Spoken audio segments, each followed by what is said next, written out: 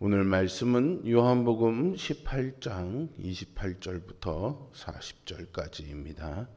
요한복음 18장 28절부터 40절입니다. 그들이 예수를 가야바에게서 관정으로 끌고 가니 새벽이라. 그들은 더럽힘을 받지 아니하고 유월절 잔치를 먹고자 하여 관정에 들어가지 아니하더라. 그러므로 빌라도가 밖으로 나가서 그들에게 말하되, 너희가 무슨 일로 이 사람을 고발하느냐? 이 사람이 행악자가 아니었더라면 우리가 당신에게 넘기지 아니하였겠나이다. 너희가 그를 데려다가 너희 법대로 재판하라. 유대인들이 이르되, 우리에게는 사람을 죽이는 권한이 없나이다. 이는 예수께서 자기가 어떠한 죽음으로 죽을 것을 가리켜 하신 말씀을 응하게 하려 함이로라. 이에 빌라도가 다시 관장에 들어가 예수를 불러 이르되, 내가 유대인의 왕이냐? 이는 네가 스스로 하는 말이냐? 다른 사람들이 나에 대하여 내게 한 말이냐? 빌라도가 대답하되, 내가 유대인이냐? 내 나라 사람과 대제사장들이 너를 내게 넘겼으니 내가 무엇을 하였느냐? 내 나라는 이 세상에 속한 것이 아니니라. 만일 내 나라가 이 세상에 속한 것이었더라면 내 종들이 싸워 나로 유대인들에게 넘겨지지 않게 하였으리라. 이제 내 나라는 여기에 속한 것이 아니니라. 그러면 내가 왕이 아니냐? 네 말과 같이 내가 왕이니라. 내가 이를 위하여 태어났으며 이를 위하여 세상에 왔나니 곧 진리에 대하여 증언하려 함이로라. 무릇 진리에 속한 자는 내 음성을 듣느니라. 진리가 무엇이냐? 이 말을 하고 다시 유대인들에게 나가서 이르되, 나는 그에게서 아무 죄도 찾지 못하였노라. 유월절이면 내가 너희에게 한 사람을 놓아주는 전례가 있으니 그러면 너희는 내가 유대인의 왕을 너희에게 놓아주기를 원하느냐? 그들이 또 소리질러 이르되, 이 사람이 아니라 바라바라. 바라바는 강도였더라. 아멘. 예수님이 잡히시고 베드로가 3번이나 부인했던 밤이 지나 새벽이 찾아왔습니다. 예수님은 종교 지도자들에 의해서 총독 빌라도 앞에 섰습니다. 예수님이 빌라도에게 끌려가 신문당하는 장면은 오늘 본문으로부터 해서 19장 중반까지 이어집니다. 종교 지도자들은 예수님이 자신을 유대인의 왕으로 여긴다는 죄목으로 고발했습니다. 예수님은 총독 빌라도에게 당신이 가져오신 하나님 나라에 대해서 말씀하셨죠. 재판 과정의 기록을 통해 우리는 유대인들의 고발이 부당하고 위선적이며 예수님이 진리의 왕이심을 볼 수 있습니다. 오늘날 법정 체계는요, 죄형 법정주의라는 원칙 위에 있습니다. 이것은 죄가 법에 명시되어 있지 않으면 형벌을 가할 수 없다라는 원칙입니다. 그러니까 법에 있지 않으면은 벌을 줄 수 없다라는 이야기인데요. 본문에서 우리는 완전히 다른 현실을 봅니다. 빌라도조차 예수님에게서 아무 죄를 찾지 못했다라고 선언했지만 결국 예수님은 십자가형을 선고받으십니다. 그런데 이런 불법적이고 부조리한 이 심판이 하나님의 구원 계획을 이루는 과정이었죠.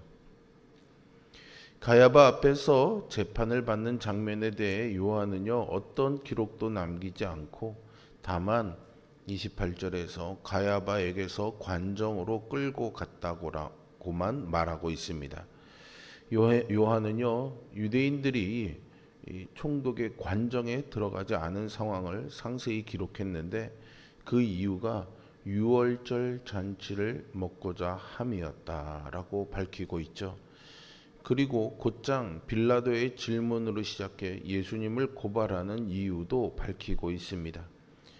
요한은 지금 유대인들을 고발하고 있는 겁니다. 정결례를 위해서는 이방인의 관정에 들어가지 않으면서도 예수님을 무고하게 고발하는 죄를 저지르는 그들의 모습을 말이죠. 그들은 이미 속으로 예수님을 죽일 마음을 먹고 사형이 가능한 재판정으로 온 것입니다. 이 위선과 행악 속에서도 요한은 모든 과정이 성경의 예언과 하나님의 주권 아래에서 통제받고 있음을 강조합니다.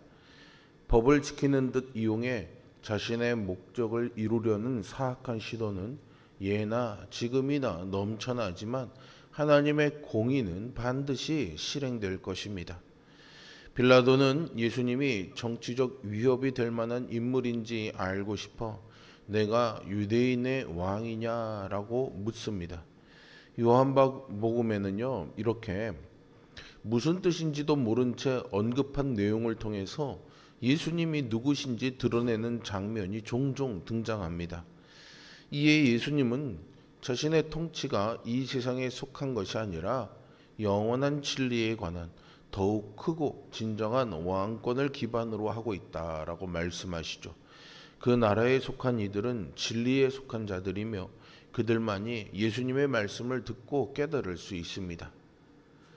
물론 빌라도는 이 진리의 말씀을 전혀 이해하지 못했고 그래서 진리가 무엇이냐라고 묻지만 진리를 알고자 하는 마음도 전혀 없었습니다. 예수님께 죄가 없다는 것만 알았을 뿐인데요. 말도 안 되는 이 불법한 고발과 재판 속에서도 참된 왕의 왕권은 호련히 빛나고 있었습니다. 빌라도는 예수님이 무죄한 것을 알고 풀어주려고 했습니다.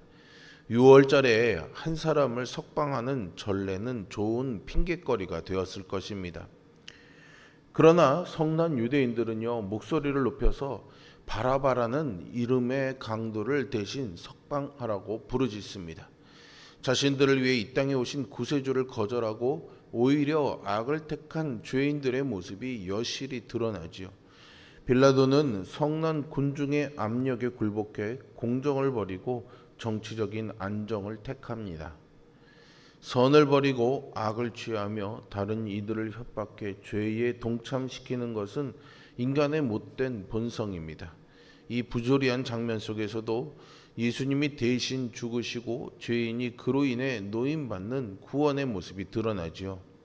악한 무리 사이에서도 예수님은 구세주로서 흔들림 없이 서 계십니다. 무엇이 선인지 알면서도 빌라도처럼 악에 굴복해서는 안 되겠습니다. 모든 길은 로마로 통한다라는 말을 잘 알고 계실 겁니다. 이것은 로마가 주변국의 물자와 군대 이송이 쉽도록 40만 킬로미터가 넘는 도로를 닦은 데서 유래했는데요. 로마는 이탈리아 반도를 비롯해서 그리스와 갈리아 지역까지 영토를 넓힘으로써 명실상부한 제국을 이루었습니다. 로마 제국의 황제들은 경쟁자를 죽여서 왕좌를 피로 물들였고 오직 창과 칼로 전쟁과 정복에 힘을 쏟았습니다. 로마의 총독 빌라도의 삶의 방식은 바로 이런 폭력의 원리를 가지고 움직였던 거죠.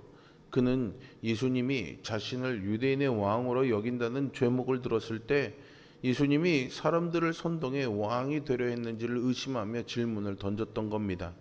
혹시 혁명을 통해 왕이 되려 한 것은 아닌지 알아보려 했을 것입니다.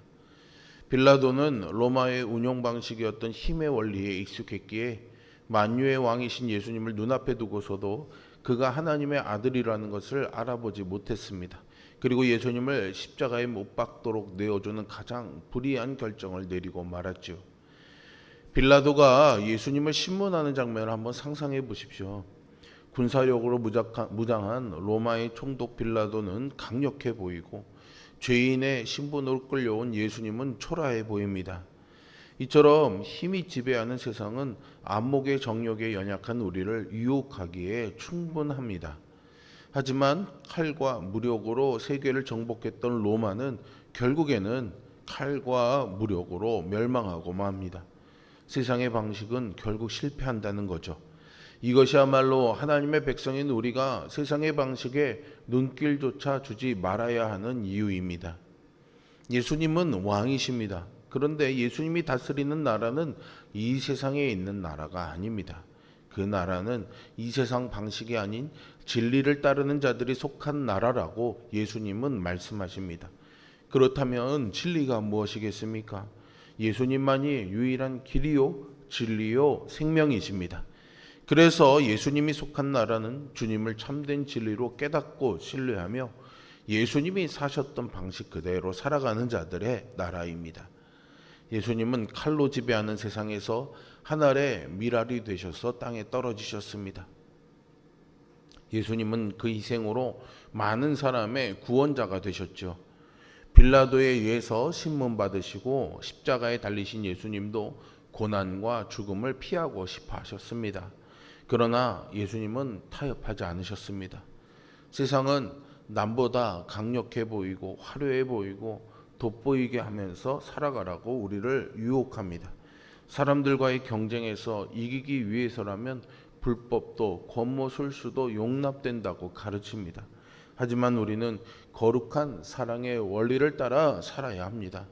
세상은 그렇게 사는 우리를 어리석다 말할 것입니다. 하지만 예수님은 우리에게 좁은 길로 가라고 말씀하셨죠. 세상의 방식에 타협하지 않은 우리에게 주님은 세상에서 참된 승리와 자유를 주실 것을 믿습니다. 세상에 살면서도 그 방식을 거절하는 것은 참 힘듭니다. 내 힘만으로는 불가능합니다. 예수님과 친밀하고 깊은 교제 가운데 머물 때에만 가능합니다. 세상을 이길 힘과 하나님 나라의 기쁨을 주시는 분은 하나님이시기 때문이죠. 우리는 세상에 살아가고 있지만 세상에 속한 자들은 아닙니다. 세상은 강력한 힘을 추구하고 그것을 쟁취하는 자들이 군림하는 곳입니다. 우리는 이 원리를 거절하고 예수님이 가져오신 그 하나님의 원리대로 살아야 되는 사람들입니다. 그러므로 예수님 안에 머물고 예수님과 동행하며 예수님이 보여주신 순종과 사랑의 가치를 따라 살아야 하겠습니다. 빌라도의 재판 장면은 종교자들의 위선과 악한 무리의 폭거, 그리고 정치 권력자들의 타협을 여실히 보여줍니다.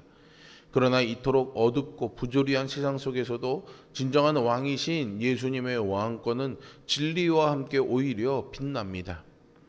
대속과 구원의 큰 그림은 더욱 선명히 드러나지요.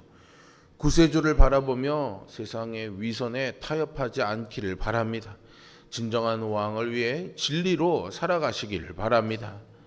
무죄하신 예수님을 심판하려는 인간의 부조리와 하나님의 구원 계획이 오늘 본문에서 교차되고 있습니다.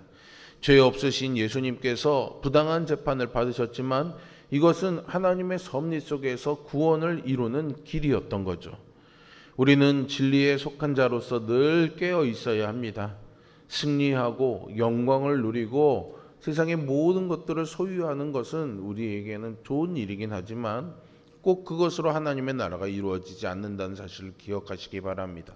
오늘 예수님처럼 불의한 재판을 받고 억울한 죽음을 맞이한다 할지라도 그것이 하나님의 구원 계획이 있다면 우리는 그것을 순종하며 따라가야 하겠습니다. 세상의 악한 영향에 휘둘리지 마시고 말씀과 기도로 믿음을 지키며 하나님의 나라를 선포하고 이루며 살아가는 우리 모두가 될 수 있길 주님의 이름으로 축복합니다. 기도하겠습니다. 거룩하시고 구원의 계획을 이루어 가시는 아버지 하나님, 우리가 삶을 살아가며 하나님의 뜻을 이루고자 하는 간절한 소망을 담아내지만 우리에게는 그런 능력조차 없다는 사실을 고백하며 무릎 꿇습니다. 우리가 기도하고 고백할 때 그 일을 이루시는 분은 하나님이신 줄로 믿습니다. 다만 우리가 그 하나님의 일 가운데서 세상과 타협하고 세상에 속한 자처럼 살아가지 말게 하여 주시고 그 하나님의 계획을 신뢰하며 따르는 자가 되게 하여 주시옵소서. 세상에서 불의한 일을 당한다 할지라도 하나님의 나라를 이루고자 하는 소망으로 당당하게 재판정에 서셨던 그 예수님의 모습을 기억하며 세상의 불의 속에 살아가는 우리들도 말씀을 지키며 하나님의 구원 계획을 신뢰하며 믿음으로 당당하게 살아가는 오늘 하루가 될 수 있도록 인도하시고 함께하여 주시옵소서. 장례를 당한 가정 위에 하나님께서 함께하셔서 위로하여 주시고 모든 일정과 절차들 위에 하나님의 섭리와 인도하심이 있게 하여 주옵소서. 예수 그리스도의 이름으로 기도합니다. 아멘. 하늘에 계신 우리 아버지